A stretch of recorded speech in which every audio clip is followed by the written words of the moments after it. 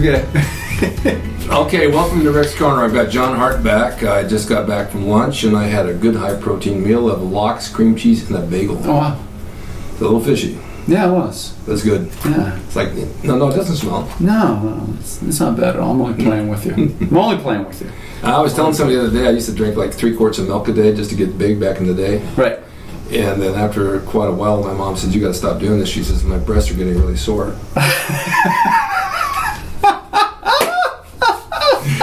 Oh boy, that's a good one. That was a good one. All right, so today we've got different subject matters, and John came over and he has something he wants to do. Yes. He's got a whole list here, No cheating. Right. I think you wrote that out in Hebrew. I wrote it down really quick. Okay. So go ahead. What are you going to say? So, on the way here, of course, my usual, right? I come to do Rick's show, and I find myself at a local supermarket. I'll have my own lunch with me, or I'll get something from there extra. And I end up, he always asks me, well, what subject matter do you want to do this on? So, this moth or something. They're mosquitoes. Mosquito. And I cannot get rid of them. Oh, man. So this time I'm sitting there and I went, you know what? I have questions for you, man. I have questions for you. I know I'm the guest on your show today, but we're also shooting on my channel too at the same time. So, okay. And by the way, you can mention my channel too across the bottom of the screen, can't you? Yes. That would be great. Mr. America Hart, that would be great. Yes. My own YouTube channel as well. So listen, I have 5 questions for Rick today, and some of them I haven't seen on his show before, so some of them close to it we have. So I'm going to hit him right now with a few of them. He hasn't seen them yet. So hope you guys enjoy this. All right. So we know that you've been a training partner of Arnold's. We know you hung out in the Golden Era, worked out through the Golden Era, and all of that. Friends with a lot of bodybuilders at the time, okay? Mm-hmm. Give us your funniest Arnold story that we haven't heard from you yet. Well, there's one, I don't know if I should bring it up, that one day he got in a fight with a guy in the gym, and I don't know why, and it was like 2 cats scratching each other. What do you mean? Neither one of them knew how to fight. Oh. It was a scratching match. Oh, really? And yeah, it was like ridiculous, and so that ended, and that was the end of that one. The other one was, God, I don't know if I should say this, but I will. Say it! Come on, man. You guys want to hear it? They're faithful. He and I and Ken Waller were driving up Wilshire, and we're going to stop at Arnold's house to get a protein drink, and this girl's hitchhiking. So he said, "Let's give her a ride." I said, "Okay."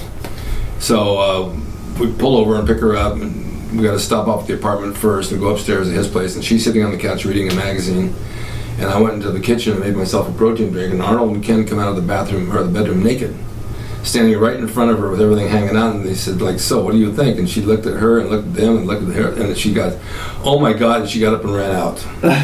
I said, "What are you guys thinking? Why would you even think of doing that?" And they were laughing like mad. And it was the last, I started laughing, I couldn't stop, I just, so then when they got their clothes on, we went out and did something. But that was really a funny situation because it came out of nowhere. And it's a different time back then too. I mean, today people get in a lot of trouble these days. It was in the 70s. In the 70s, you didn't get in trouble for anything. Steroids were legal. There was sex all over the beach. Whatever you wanted, you could have whenever you wanted. Really? And you just had to say, "Come home with me." That's it, or "Let's go to your place." And I told the girl on the beach, as long as I have a face, you're always going to have a seat. I mean, it was so easy that. You're rolling today, Rick. You're rolling. I'm just saying how it is because people ask me about it. Sure. And my last girlfriend said, "How many women have you been with?" And I said, "You don't even want to know." I lost count at 154. Oh wow! My son and I went over it one day, and I started listing everybody, not by name, but I knew by time, place, and the automobile I was driving. That's how I referenced it. It was really kind of funny. But down in Santa Monica, I mean, you're on the beach, and the women are laying around. One girl picked me up one day, and she said, "Why don't you come over tonight to see me?" So I went over. She's over off of Fairfax. I go to her place, and she goes and she puts a panty, like one of those pantyhose stocking clips, Yeah. Garter belts, and a bra, and she starts dancing. And she's humping the doorway and everything else, and I thought she's trying to get me excited with a stupid little dance. Right. I said, "Well, we don't need the dance. We'll do our own dance." And so I grabbed her, and then afterwards I said, "I got to go." She said, "What do you mean? You're just going to hit and run?" I said, "No, I got to go home." And I start to go out the door, and she took a plate and threw it at me. Oh, wow. I ducked and hit the door, and it crashed and broke, and I got in my car and left, never saw her again. That's just one instance. So there was a lot of stuff going on back then that was different. The thing was, if you were a bodybuilder and you walked the beach, there weren't many bodybuilders around at all. Oh. A handful. So if a woman saw you on the beach in a bathing suit, they just stood out. Yeah, stood out, and you were already in, so to speak. So to speak. So that leads me to our next question. Okay. Yes. Speaking of women, who is your favorite female bodybuilder? Bikini, figure, doesn't matter what we're talking about. Out of everybody? Of all time. Who and why? Corey Everson. Wow. I'll tell you what, number one, she's a friend of mine. She's the nicest lady in the world. Yes. She is always in great shape. She looked great on stage. She's beautiful. And when she fixes herself up, she looks even better, even though she doesn't have to fix herself up to look good. And she carries her body well with great posture. She trained hard. She presented herself well, and she had a lot of class, and everybody liked her. I agree. If I have to go one more down from that, I would say Rachel McLeish. Yeah, I knew it. I knew it. I always liked her. Yeah. Have you ever met Corey's sister, Cameo? Sure. Yeah. She was married to a friend of mine for a while. Beautiful. Yes. Beautiful. Yes. To me, she was very nice as well. Very nice. So, so bodybuilders of that day, huh? Oh, yeah. Vastly different than today. Totally. Now, did you hear that at the Olympia this year they announced women's bodybuilding is coming back? I You did. and I did a show on this. I did hear that. Yeah, it's coming back. Coming back from where? Next year, somebody's put up 50 grand for first place, and so it's coming back for next year at the Mr. Olympia in 2020. I did hear that. Yeah. Yeah, so that's kind of neat. I'm happy for them. Well, maybe they'll turn things around a little bit, you know. I sure hope so. I really do. So you've been a bodybuilder for how many years now? I mean, we're speaking bodybuilding now. Well, I think as long as you work out and you're training, I'm not training for anything, but training means you're training for something. Yes. Let me just explain this for a minute. Because people say, do you work out? Yes. Are you training for something? No.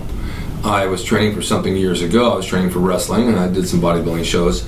But your lifestyle is bodybuilding because you're building your body, you're sculpting your body, and you're trying to stay in good shape. So you get to a point in your life where at a certain age, like my age, where you don't care about building anymore and being big, you just want to stay hard. Yes. So I started doing this when I was 16. So 60 years? Well, Almost. 59 years? yeah, 59. You just had a birthday. I did. 75th birthday. I have one every year. Okay. Yes. But it was just recent, so you're 75 now, right? But my birthdays seem to come around about once every 6 months Okay. as you get older. Yeah. Or it seems that way, Sure right? does, yeah. Time's speeding up for you. Okay, so 60 years almost, right? 59 years later. Yeah. If you could do it all over again, I know that you've been primarily a wrestler, Yeah. an artist, and bodybuilder. Yeah. You had side jobs related to wrestling and bodybuilding in the form of commercial work, TV, movie work, right? Yes. If you could do it all over And again. musician. And a musician, I apologize. And he plays his own music on all of his videos as well. If you could do it all over again, Rick, Yeah. what would you choose to do and why? I'd come back as a woman. So You identify as a so woman. I could have a different point of view. No, I'm sorry. I just thought I'd throw that out there. That That reminds was- me of the movie I saw He's called... so on today since he got out of that car. He's It reminds me of a movie I saw called Racing in the Rain about the dog. And the dog wanted to come back as a human if he died. Oh, okay. And Kevin Costner was the voice for the dog. It's a great movie. All right. And I don't want to tell you the end, but No, don't. the dog does come back, and it's after he dies, and it's amazing. So, no, what was your question? So my question is, what would you choose to do if you did not do all the things we just mentioned, from the bodybuilding to the wrestling to the artist to the music?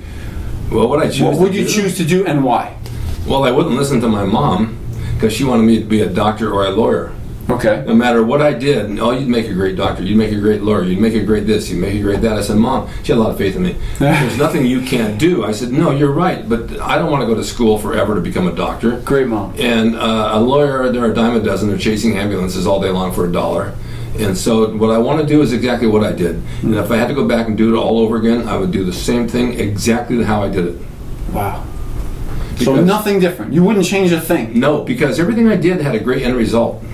And I was very positive about it, and I worked at it. Even training and working out, I mean, I got good results. I trained hard. I ate right. You know, wrestling was good for me. Bodybuilding was good for me. My artwork carried me a long, long way. My music got me all the way to Capitol Records with a deal. Mm-hmm. And so I'm just thinking, no, I don't know what I would have done. There's a thing I wrote once about the path in life, about choosing your path. You choose your path that you want, and you follow that path, and you don't stop at roadblocks, barriers, or anything. You just keep going and don't let anything stop you. Now, if you would have taken a different path that way, you don't know where you would have ended up. That's right. You'd have no clue. That's right. If I would have stayed in Bakersfield like the rest of my friends, instead of moving here at 20, I might have ended up at this selling Chevys. Right. You know, getting married to 4 kids and being a miserable guy. Right. But I didn't, and I took the path here, and it worked out fine for me. Wow, so that's an awesome answer, because I didn't anticipate you would say that, honestly. Really? Yeah, I mean, identifying as a woman, of course, that was a great answer. Oh, well, I'll tell you what. The other one was okay too. I believe this. I don't believe in a man's job and a woman's job. When I was married a couple of times, it wasn't beyond me to do the women's jobs around the house. Mm-hmm. If something needed to be cleaned or taken care of, I took care of it. Cleaning the shower, cleaning the toilets, vacuuming, cleaning floors. I wouldn't say, oh, my wife will do it. I did it. Right. Because my dad was that way. That's nice. And so I could see from their point of view that, oh, I have a husband that's willing to do anything to help me out. It was a chauvinistic type of thing. Right.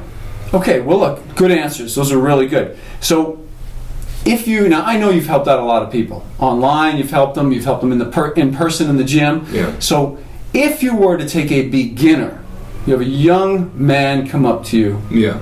And he says, Rick, I'd like to put on some muscle. Yes. I need to put on some muscle. I'll do whatever it takes to put on some muscle. How many days a week? What type of routine? Go. Well, I've just started doing that with a friend of mine. He's 26, 27. He's a beginner. Yes, and he's lean and thin, but he wants to put muscle on. So I made him a workout. Mm-hmm. I got him a bunch of supplements from Old School Labs at my expense, and I wanted him to start taking those and eating right, and he's already gained 10 pounds. And I check with him every day. We have lunch once a week, and I'm checking it out, and he's doing very, very well. How many days? He's training about 4 to 5 days a week. 4 to 5. You gave him the option. He's Yeah, 4 days a week is good because you need those rest days. Right. I go 7, which I'm stupid because I got nothing else to do. But I think that's okay for him. He needs that. He works really hard. He's an engineer and he works really hard. So he has a job. Does he have a family? He's married and he's got a couple of dogs. He's a full-time job and he's extremely bright. Don't call his kids dogs, man. That's not. No, nice. he's got 2 dogs. Oh, you mean really 2 dogs? Okay, Yeah, I got you. So tell me this: what type of routine is he on? What did you put him on? How did you split it up? Basic stuff: chest with back and shoulders, and then legs and arms. And he's following it to a T. So he's going chest and back, then legs and arms, and then the next day he comes back in and does. Well, chest and back with shoulders. Got it. Next day, legs and arms, take a day off, and then the next day, chest, back, and shoulders again. Okay, so when he completes the cycle, he takes a day off, right, and then he does it again, and so in the course of a week, that makes sense. And it'll be 5 days. I'm eating like 4 times a day, and taking amino acids and supplements and all that kind of stuff. Right. Now, if you were to ask me what would I do to, as far as training a young woman, yes, I'd send her through my school of Rickonology. Have her read my book of Rickopithecus and teach her how to be street smart so she wouldn't be taken advantage of on the road. And I like to get them around 18 years old and break them in my way. Whoa.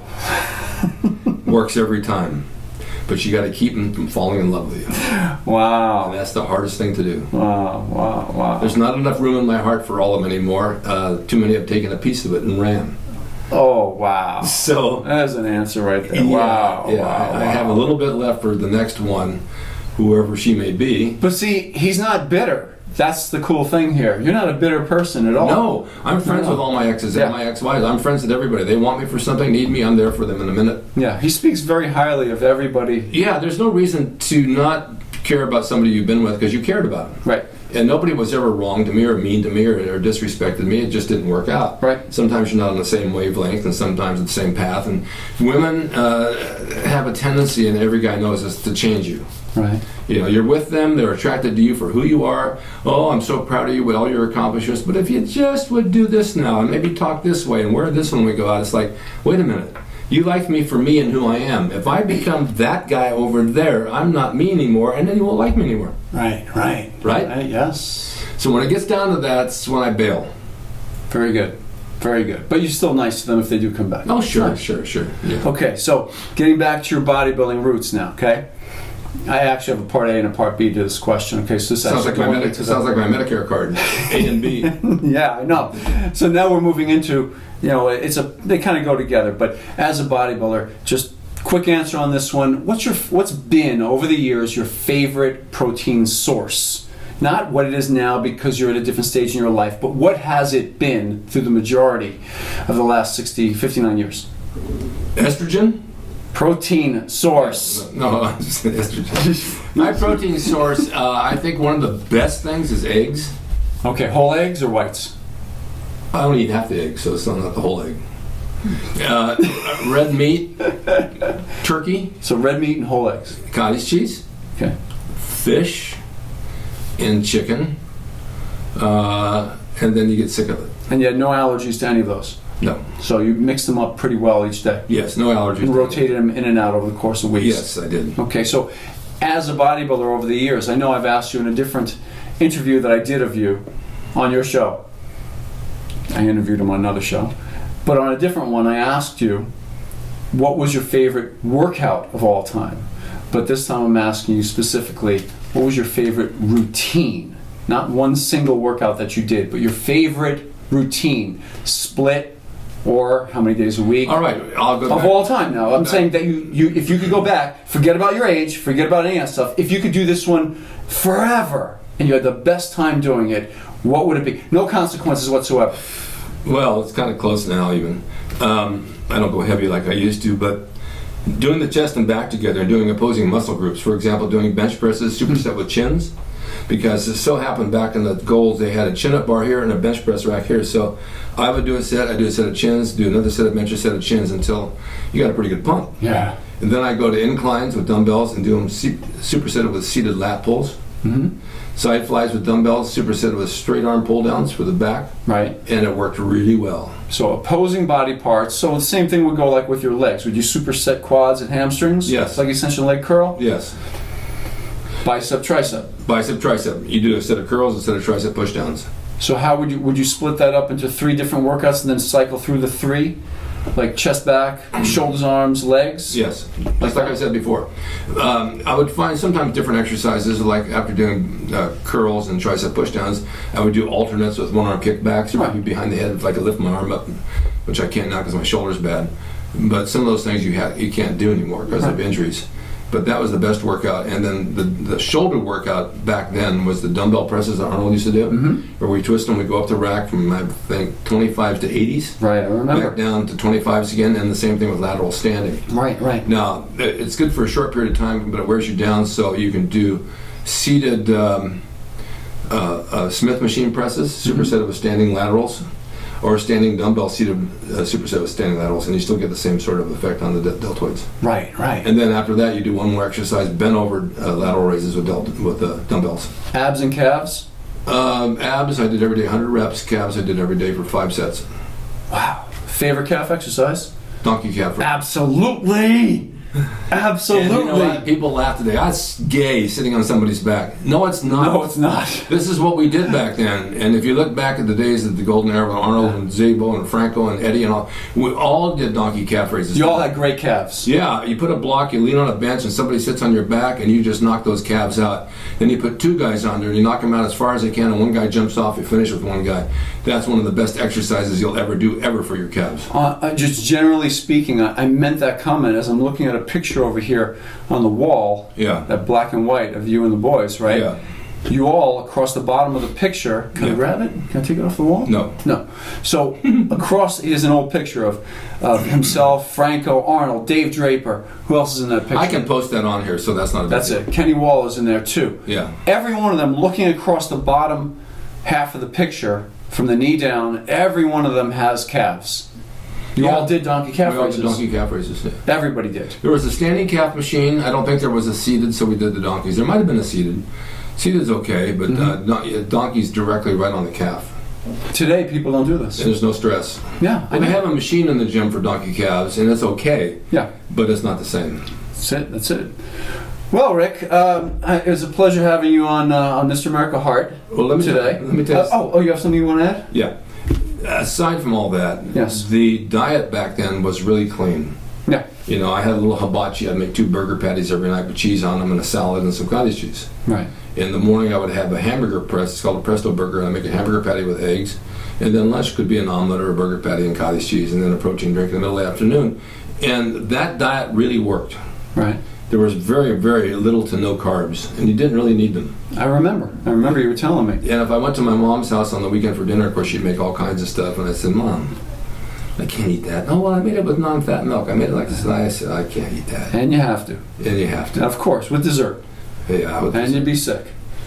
Well, I'd be happy. I'd be happy for a moment until the next day. I know more of that kind of stuff. Right. You know, we had one junk day was Sunday, and Waller and these guys, he'd eat a gallon of ice cream. Yeah, I and remember. Usually whole pizzas and stuff. I would have spaghetti and meatballs, cheesecake, a Jello mold, and that would be about it. And I'd feel so full, I end up crawling away from the table on my hands and knees. Right. Monday I was stuffed and I was holding water. By Tuesday I was back in shape again. Right. You'd expel a few things on Monday too, huh? Right out. And I would ask Zabo, I said, what is the deal with us? Why can't we eat like that? He says, you can go one day during the week, in the middle of the week too, and eat whatever you want. But he says, don't go crazy, because you're going to work out the next 3 days anyway. You don't have to limit it to Sunday. Just limit Sunday, maybe Wednesday, but half the amount. Well, now Zabo, even in a little side note, for those of you who don't know who Zabo is, he just mentioned him. I've written about him in one of my books as well. So I was friends with him at World Gym when he worked the front desk, right? He was already in his late 70s. How old did he go to? Was he 82? 85 or something like that. So Zabo, and I'm sure you put a picture up for them, even at, dang, I walked in the locker room, even at 77, 78, I mean, bam, bam, oh, bam. He had the best abs ever. He had washboards going on. He'd sit on a crunch machine, he'd do 1,000 reps. Right. But his diet was like really perfect too.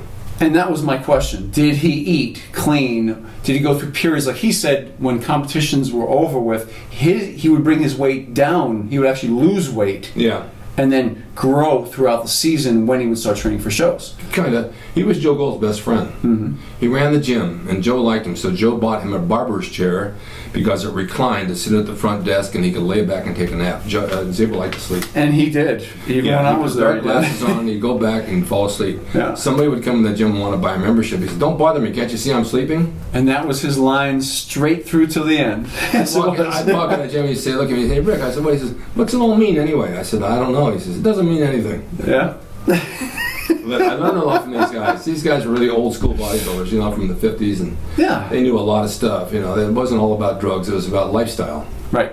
And laying in the sun, eating and training was what it was all about. There was no fake tans, and there were very few drugs back then, and it was just really nice. Well, I can tell you this much, that coming from the perspective of having missed that era and coming after it, I can tell you that it's not just me, but many of the current day or the last 20, 30 year day bodybuilders, whether they've been in Southern California or not, is a little bit of a enviousness of that time period that you guys had. Just as a group of friends in a special time, it really seems special.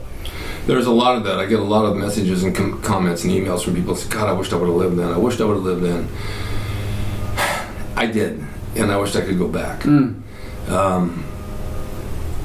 I miss it tremendously. Mm-hmm. I had good friends, a lot of them are dead. I had a lifestyle on the beach that you could never duplicate in a million years.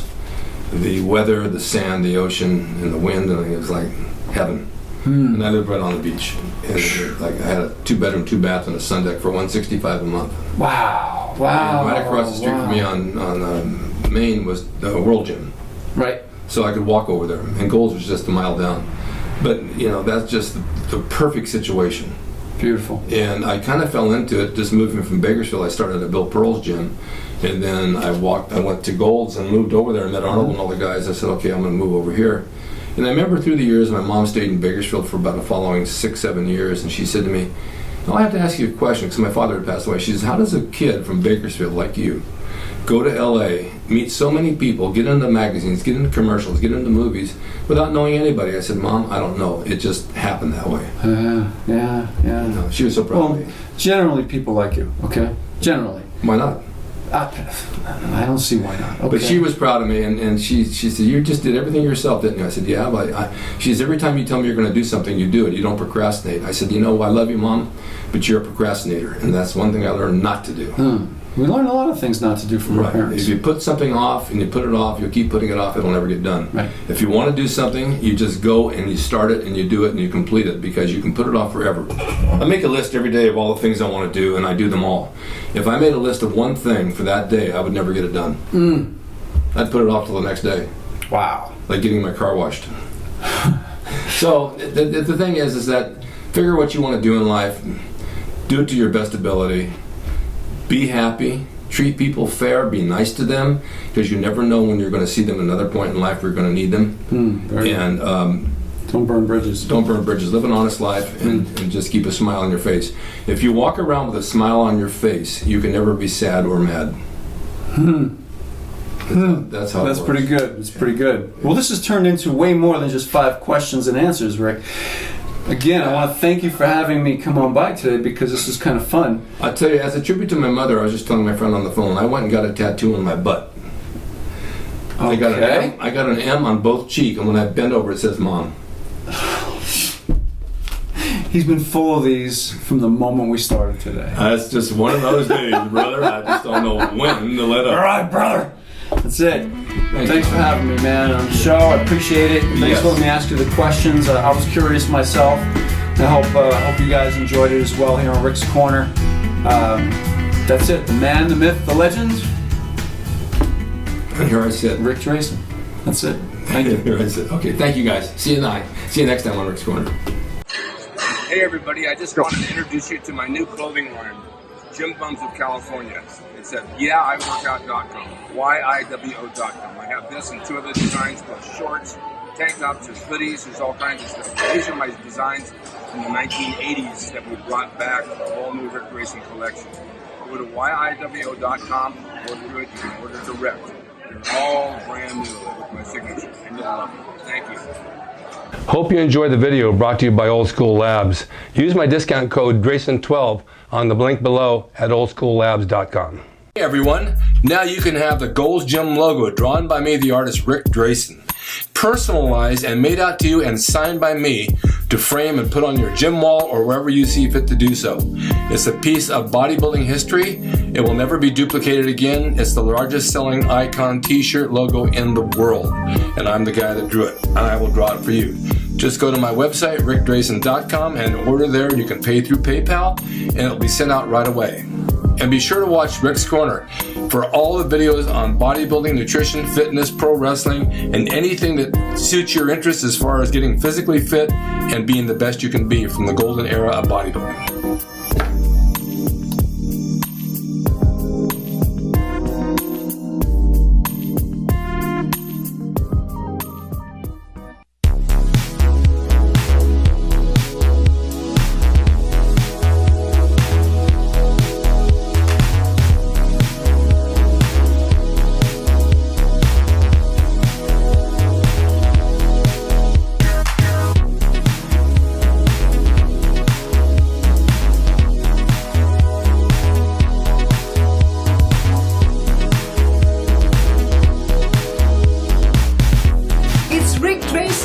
He's the equalizer, baby. See you next time.